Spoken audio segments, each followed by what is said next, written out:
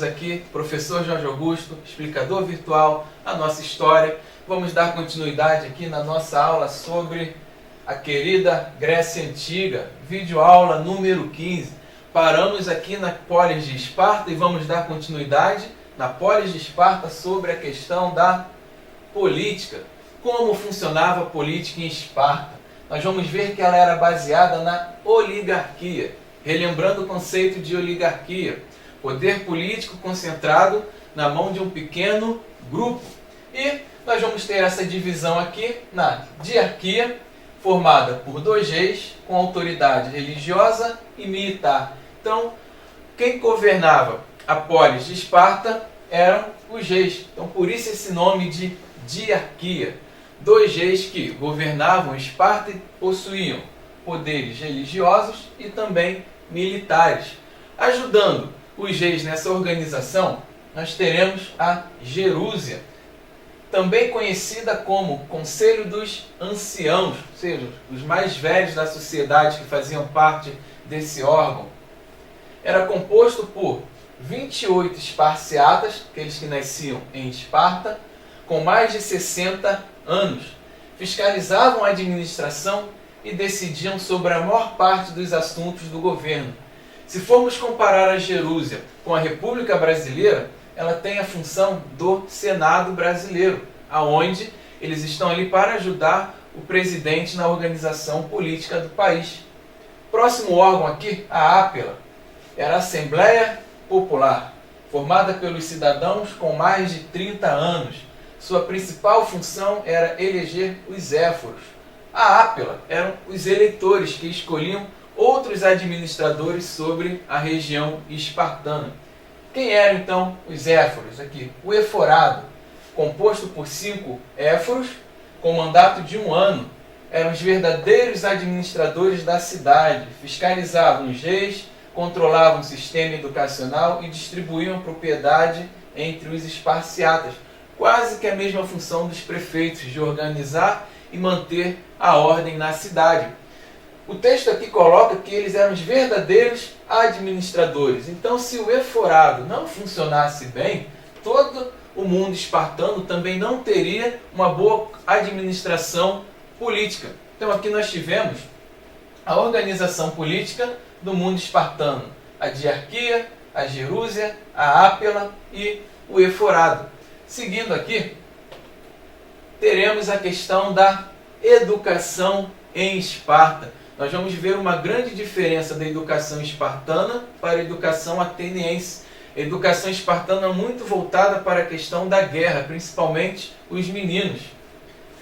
O Estado se encarregava da educação dos espartanos, baseada no aprimoramento físico. Já que era um povo guerreiro, o menino ele deveria ser também educado para a guerra. Então ele era muito preocupado aqui com a questão física. O espartano deveria estar sempre pronto para a revolta dos seus servos. O incentivo ao crescimento demográfico era inócuo, pois o rigor da educação eliminava a maioria dos jovens, sobrevivendo apenas os mais fortes e resistentes. Então, se o garoto nascesse com alguma deficiência ou ele não fosse forte, ele era descartado da sociedade. Se aproveitavam apenas aqueles garotos que possuíam a possibilidade de ter uma grande força física. Seguindo ainda aqui, próximo slide. Nós vamos ver aqui essa imagem que mostra muito a questão da preocupação com o corpo, principalmente dos meninos. A força era o fator principal para o indivíduo se manter na sociedade espartana. Seguindo aqui, já que falamos de Esparta, estamos falando de um povo guerreiro. O menino ele era educado para se tornar um grande guerreiro, justamente com essa questão de sempre estar impedindo a revolta dos ilotas dentro da sociedade espartana. Novamente aqui, mais um soldado espartano, muito voltando aqui novamente à questão do físico. Percebam a questão da força. Deveria ser forte para ser soldado. Dentro da educação ainda em Esparta, a sociedade ela era conservadora. A educação era voltada para o militarismo, obediência a regras e vigor físico. e isso impunha a um código moral bastante severo. Agora o que nós iremos ver aqui no próximo ponto, está até destacado em vermelho, como essa severidade, como esse rigor, esse desejo de estar sempre pronto para a guerra, vai causar um certo descarte de algumas crianças nesse mundo espartano. A criança, ao nascer, era examinada por um conselho de cidadãos que avaliava sua condição física. Caso houvesse alguma deficiência, era tirada em um desfiladeiro. Então a criança nasceu com deficiência física, ela não vai servir para ser guerreira. Ao invés de ocupar espaço na sociedade, vamos matar essa criança. Então a criança era jogada do alto de um penhasco e ali ela era descartada, já que ela não serviria para ser guerreira, ela não seria treinada para ser guerreira. Crianças eram entregues ao Estado a partir dos 7 anos. Então até os 7 anos ela ficava com seus pais. Depois dos 7, completou os 7 anos, o Estado era o responsável por essa criança. O Estado ia tornar a criança guerreira, para prepará-las para a educação militar, garantindo a proteção da cidade e a ordem interna. Então vemos aqui crianças sendo destratadas, sendo descartadas caso não fossem aptas ao serviço militar. E o próximo ponto aqui vai falar da mulher nessa sociedade espartana. A obrigação da mulher era de gerar filhos saudáveis para servir ao Estado. Praticavam exercícios que lhe garantissem uma vida forte e saudável. Então, nesse mundo espartano, a única função da mulher era gerar filhos saudáveis para mais tarde serem entregues aqui ao Estado. A mulher em Esparta ela era praticamente submissa. Nós vamos ver mais à frente, quando formos falar de Atenas, que a mulher em Atenas ela vai ter maior participação do que as mulheres espartanas. Próximo slide. Chegamos nela, Atenas, o berço da democracia. Nós temos aqui a Acrópole, percebemos que ela está num lugar elevado e ao redor nós temos as cidades. Isso aqui é uma imagem bem característica da formação das polis. O alto aqui, o centro administrativo, e ao redor aqui as cidades. Então vamos lá passear um pouco sobre Atenas, o berço da democracia, da filosofia, da medicina, dos Jogos Olímpicos. Atenas, o berço da democracia. Destacou-se como o maior centro cultural. A cultura nascia em Atenas. Centro aqui cultural, político e econômico da Grécia. Cidade de origem jônica, tornou-se padrão de desenvolvimento para as cidades-estado gregas. Tudo de novo, tudo de interessante surgia então na Grécia Antiga. Ela vai ser o berço da civilização ocidental. Localização na Ática, nas proximidades do mar Egeu. Próximo slide. Sociedade. Atenas era formada pelas seguintes camadas sociais. Os eupátridas, que eram os bem-nascidos, lembrando lá dos genos, eles eram os parentes lá do pater família. Camada aristocrática que detinha os privilégios, constituído pelos grandes proprietários de terra. Então eles que herdaram lá no final dos genos as terras do pater família acabaram se tornando aqui os grandes aristocratas, aquele pequeno grupo que vai manter o domínio político sobre a região. Os georgóis, pequenos proprietários de terras em regiões pouco férteis. No meio aqui, os tetas, não possuíam terras, eram trabalhadores assalariados. Então, não eram donos de terras, porém também não eram escravos por causa disso. Eles eram trabalhadores livres. Próxima classe social, demiurgos, artesãos e comerciantes concentrados no litoral.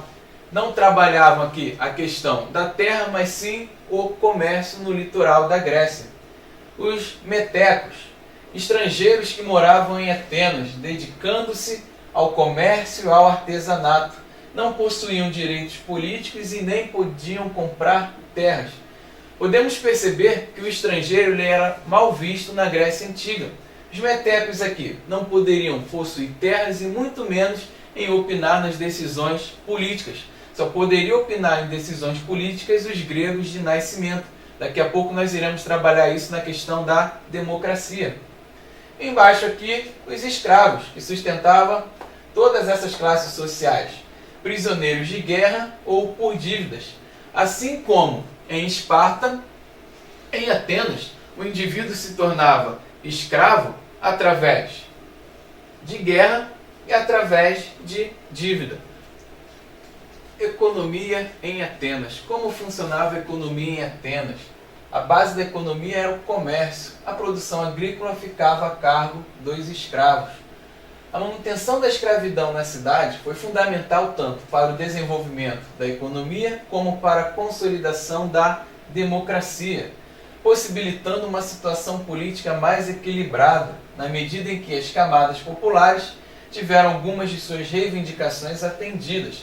Algumas camadas populares, não todas.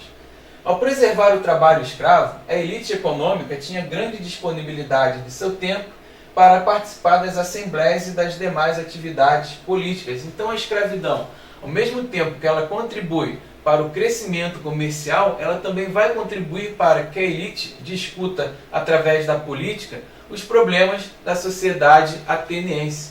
Passando aqui para o nosso próximo slide, a política em Atenas. Vamos ver aqui esse berço da democracia, como vai funcionar a questão política. Era uma monarquia aristocrática, primeira forma de governo de Atenas. O poder era exercido por um rei, o Basileu, e aos outros poucos o poder do rei foi limitado pelos eupátridas, aqueles grandes proprietários também de terras. Após uma monarquia aristocrática, teremos a oligarquia. O governo passou a ser exercido por um conselho de eupátridas, um pequeno grupo que estará governando a Grécia. Nós vamos ter o arcontado, que é esse governo dos eupátridas. Descontentamento popular, apoiado pelos ricos comerciantes, os demiurgos, foi se fortalecendo e impondo mudanças na ordem política tradicional. Para resolver os conflitos eram necessárias reformas. Então nós vamos ter aqui, dentro desse mundo político grego, alguns problemas entre as classes sociais que queriam deter o poder político. E para isso nós teremos algumas reformas, aonde serão importantes aqui alguns legisladores, como Drácon e o Solon. Eles vão criar reformas que vão tentar diminuir os problemas políticos no mundo grego. Então teremos aqui, os aristocratas encarregam Drácon de elaborar um código de leis escritas para a cidade. Eram leis rígidas, porém essas leis não vão conseguir resolver os conflitos, até que o outro legislador, Solon, propõe medidas mais radicais a fim de resolver os conflitos.